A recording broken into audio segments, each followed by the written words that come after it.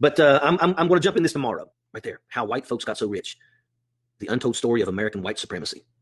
I mean, I just read about the Indian land grab, and I'm like, my gosh, man, good Lord. No wonder we don't want to teach the truth. No wonder we don't want to teach the truth, because that means we've got to look people in the face and say our forefathers were the worst people in the history of mankind. The things that they did, that manifest destiny, that kind of mentality has been atrocious. What we have done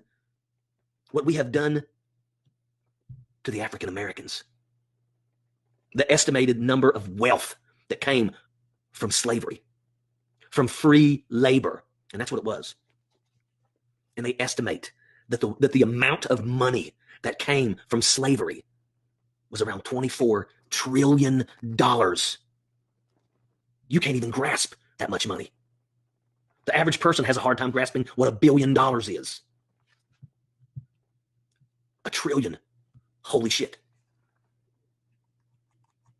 And a lot of people don't want to admit the truth, because a lot of people also are scared that what happens if we actually do have to maybe pay reparations.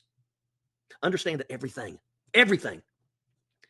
that beautiful Capitol in Washington, D.C. was built by slave labor. The majority of the churches in this country were built by slave labor. Our forefathers were lazy.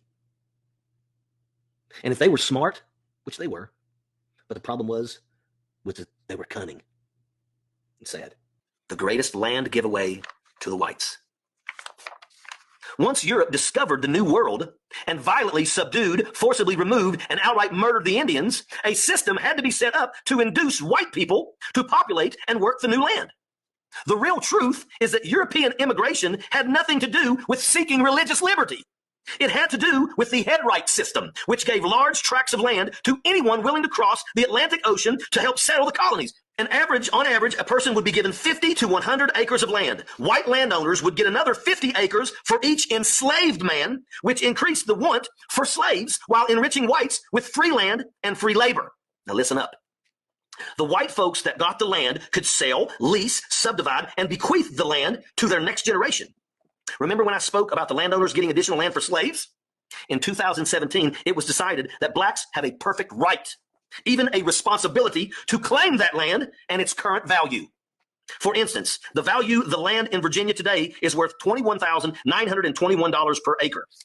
Today, 50 acres is worth $1,096,050. This means that if the forcibly imported Africans were to receive their head rights like the white Europeans did, the 625 million acres of land today would be worth $13.7 trillion. A recent study estimates that the combined value of all of the land in the contiguous United States is worth $23 trillion. This means that blacks would now own more than half of America if we use the same systems that the whites used. In addition to the land, the descendants of those black Africans are owed the fair market value of all the commodities, tobacco, sugar, cotton, lumber, corn, etc., that their labor produced every year that only enriched the whites. That value is estimated to be as much as $24 trillion. Let's also remember how slaves built our roads, bridges, railroads, barges, wagons, tool manufacturers, ports, etc. Should have came with the promise of 40 acres and a mule, but never did. The blacks' generated assets cannot even be measured, but it did from the economic foundation for our current world dominance.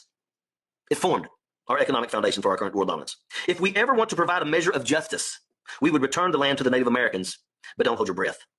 Part of the critical race theory is crushing conversations like these from ever happening. Even though we know our government will never do the right things concerning the past, it doesn't mean that we shouldn't know the truth.